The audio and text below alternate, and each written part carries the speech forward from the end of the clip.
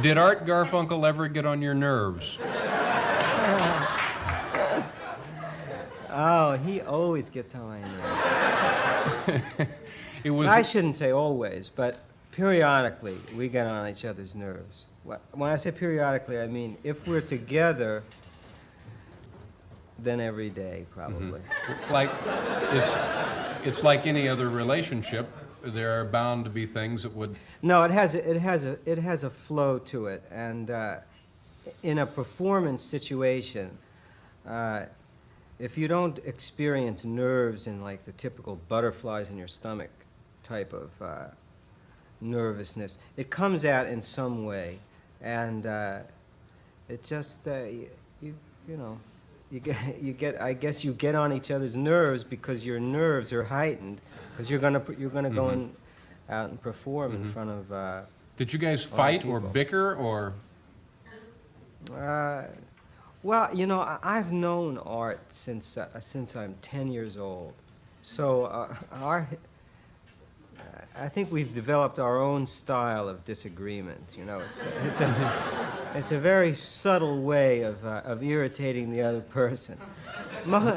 I must also add that we laugh a lot. Yeah. That, you know, and it's a lot.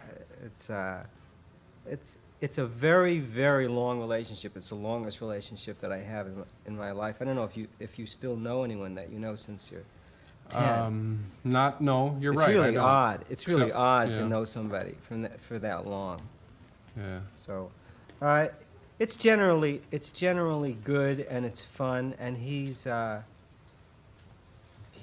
very unusual guy. He always was, even when he was 10.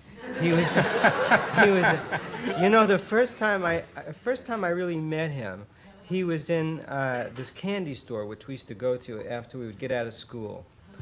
And he was this kid, and he was shaking boxes of Good and Plenty. And then finally, and I was watching him, you know, because I was going in to buy my Captain Marvel comic, and he was shaking these boxes of Good and Plenty. And finally, the owner of the store kicked him out, said he had to get out. And I said to the guy, why did you kick him out? And he said, he comes in here all the time, and he shakes these boxes to see which has the most Good and Plenty, and that's the one he buys, you know?